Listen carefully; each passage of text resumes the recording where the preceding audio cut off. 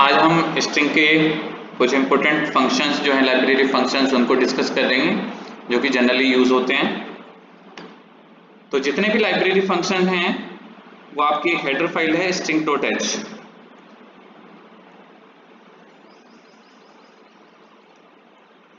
इस header file के अंदर वो आपके डिफाइंड होते हैं और जनरली जो यूज होने वाले फंक्शन है उनके नाम हैं स्मॉल में strlen और पैरेंथेसिस के अंदर स्ट्रिंग नेम आता है।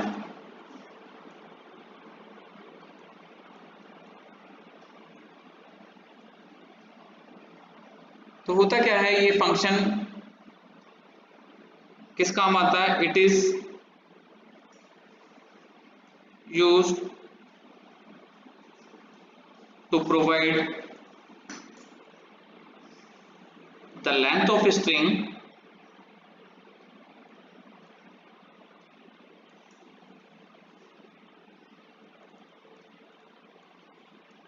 excluding null character।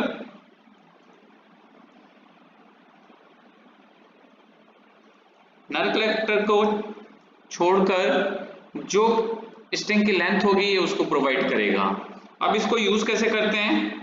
यूज करने के लिए इधर जो है एक वेरिएबल लेंगे, सपोज वो l है, इज इक्वल टू strlen और ब्रैकेट में स्ट्रिंग का नाम लेंगे, सपोज उसका नाम है s। लेकिन ये जो l है इसकी डेटा टाइप क्या होनी चाहिए? डेटा टाइप इसकी होनी चाहिए इंटीजर, क्योंकि लेंथ है वो आपका न्यूमेरिकल वैल्यू होगी इंटीजर, तो इसलिए l जो है इंटीजर टाइप का होगा।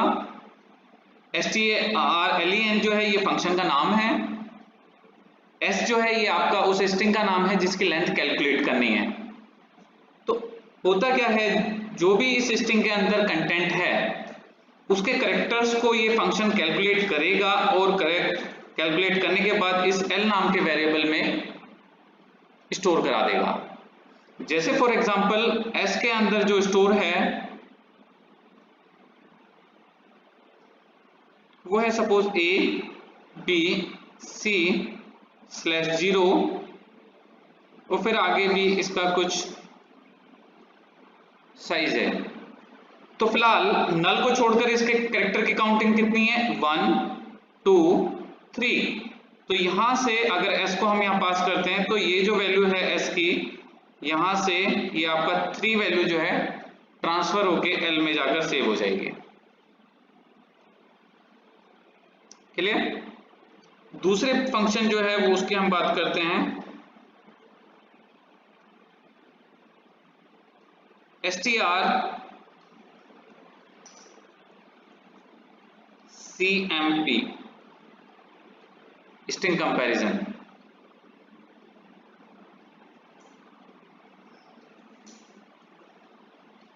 इसमें क्या है, इसमें s1 होगा s2 होगा, दो स्ट्रिंग्स के नाम होंगे। तो इसके बारे में कर लेते हैं। This function is used to compare two strings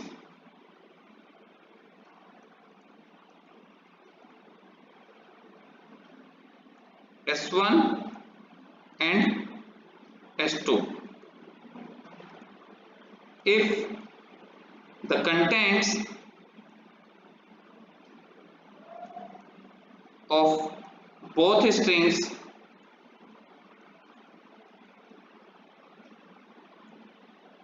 are same, then this function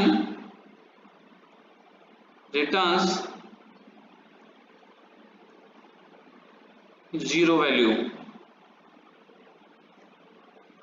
otherwise non-zero value।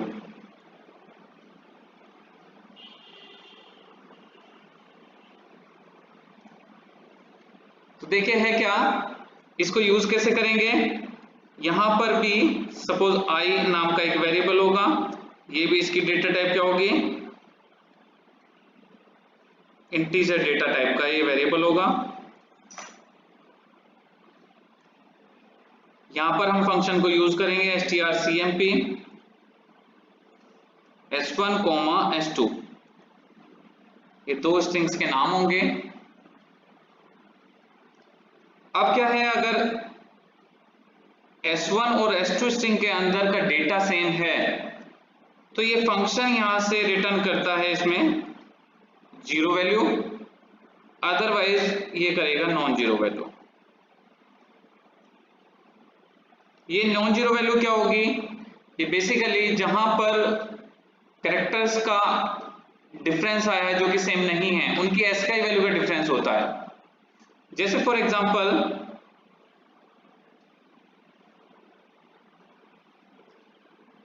एक स्ट्रिंग s1 में जो डेटा था वो था xy/0 ये, और s2 स्ट्रिंग में जो डेटा था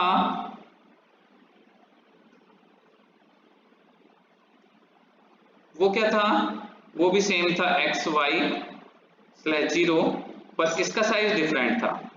तो साइज से हमें कुछ लेना नहीं होता। तो फिलहाल ये फंक्शन क्या काम करता है, पहले कैरेक्टर को मैच कराएगा, अगर ये सेम है आगे बढ़ जाएगा, ये सेम है आगे बढ़ जाएगा। अब यहां पर //0 से मैच कर गया तो इसका मतलब कंपैरिजन कंप्लीट हो चुका है। तो क्योंकि इसे हर जगह सेम कैरेक्टर मिले हैं, तो इसलिए क्योंकि स्ट्रिंग के अंदर के कंटेंट सेम है तो ये वैल्यू रिटर्न नहीं करेगा, ये करेगा 0 वैल्यू रिटर्न। और अगर हम s2 का कंटेंट कुछ इस तरीके का रखते xy/0 ये, तो यहां पर क्या होता है, यहां पर इसके मैचिंग होती है सेम, ये है हमारा s2। फिर y की कंपैरिजन चलता, y भी हमारे सेम मिले, आगे बढ़ता। फिर यहां पर जो है इधर z आ रहा है और इधर /0 आ रहा है, जो कि कंटेंट सेम नहीं है, तो इसलिए ये फंक्शन कैसी वैल्यू रिटर्न करता, नॉन जीरो वैल्यू।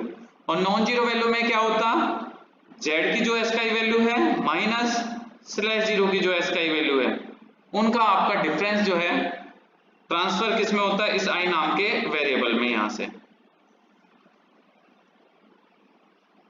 तो ये फंक्शन जो है दो स्ट्रिंग्स के अंदर के डेटा के को या कंटेंट को कंपेयर करने के काम में आता है। फिर बात करते हैं तीसरे फंक्शन की, strcpy।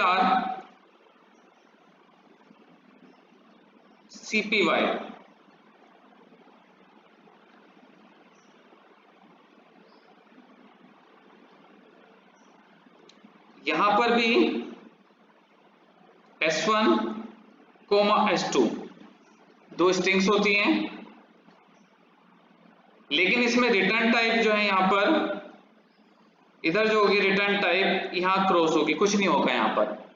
तो इसलिए जब भी हम इस फंक्शन को यूज करेंगे तो simple straight forward strcpy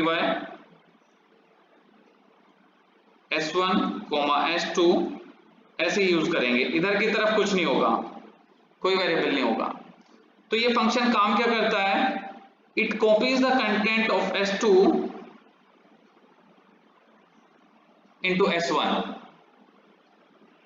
s2 के कंटेंट जो भी होंगे उनको s1 में कॉपी कर देगा, और s1 के जो भी पुराने कंटेंट होंगे वो सारे के सारे डिस्ट्रॉय हो जाएंगे। cpy का मतलब क्या है, कॉपी। तो देखिए यहां पर अगर हमारे पास s1 का जो डेटा है वो है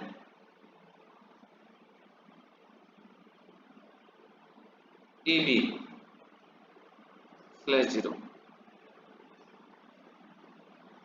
s2 का जो डेटा है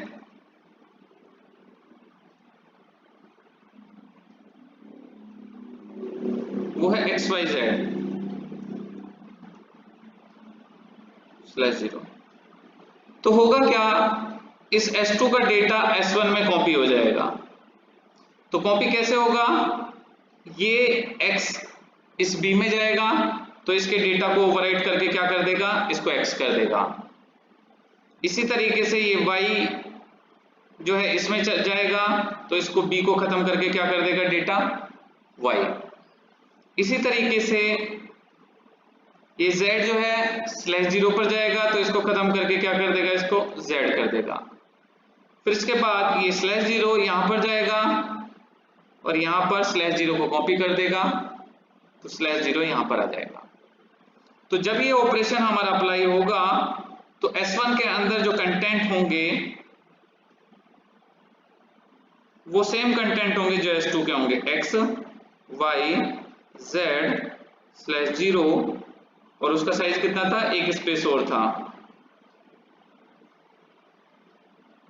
ये S1 का कंटेंट होगा। S2 का कंटेंट आपका एज इट इज रहेगा जैसे पहले था।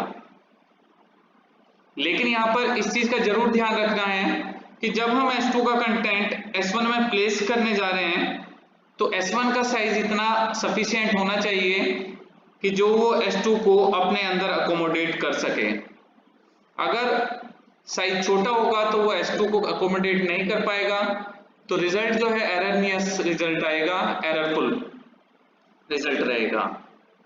अब बात करते हैं फोर्थ फंक्शन की जिसका नाम है strcat।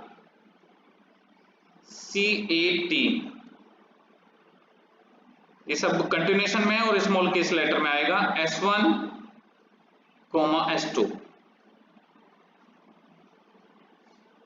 CAT का मतलब है यहां पर कॉन्केटिनेट। कॉन्केटिनेट जो ऑपरेशन होता है वो क्या होता है, उसको अपेंडिंग ऑपरेशन भी कहते हैं। अपेंड मतलब ऐड, एंड, लास्ट में ऐड करने के ऑपरेशन को अपेंडिंग या कॉन्केटिनेशन ऑपरेशन कहते हैं। तो इसमें होता क्या है कि S2 का कंटेंट S1 के अंदर लास्ट में जाकर कॉपी हो जाएगा। जो S1 का कंटेंट था वो एज इट इज बना रहेगा पर उसके लास्ट में वो सारा कंटेंट आ जाएगा जो S2 का था। तो देखिए इसको कैसे एग्जाम्पल के थ्रू देख लेते हैं कि माना S1 के अंदर जो डेटा था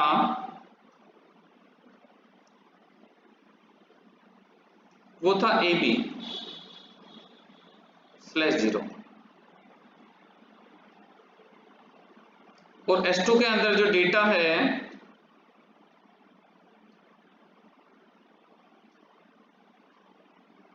ये S1 है, S2 के अंदर जो डेटा था वो है x y और z फिर /0। तो जब हम ये ऑपरेशन अप्लाई करेंगे strcat ये ऑपरेशन, तो होगा क्या कि S2 का डेटा S1 के लास्ट में कॉपी होना शुरू होगा। तो होगा क्या कि यहां पर ये डेटा ऐसे चला जाएगा तो यहां पर वैल्यू आ जाएगी x। ये y का जो डेटा है ये अगले वाले सेल पे जाएगा तो यहां पर जो डेटा है वो हो जाएगा क्या, y। और ये जो डेटा है ये आपका z जो है यहां पर चला जाएगा तो ये हो जाएगा z। और फिर अगला जो है ये आपका /0 यहां पर आ जाएगा। तो इस तरीके से S1 का जो कंटेंट फाइनल होगा इस ऑपरेशन के बाद A B x y z /0 और फिर जो है ये दो एम्प्टी सेल आ जाएंगे, ये S1 का डेटा होगा। तो जो भी यहां से यहां तक जो है ये आपका कंटेंट किसका है, ये आपका S2 का कंटेंट है।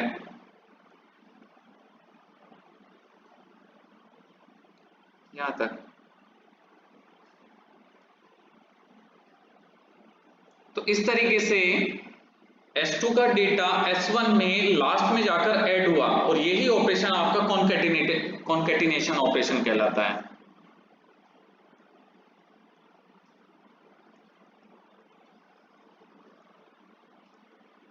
कॉन्केटिनेशन या फिर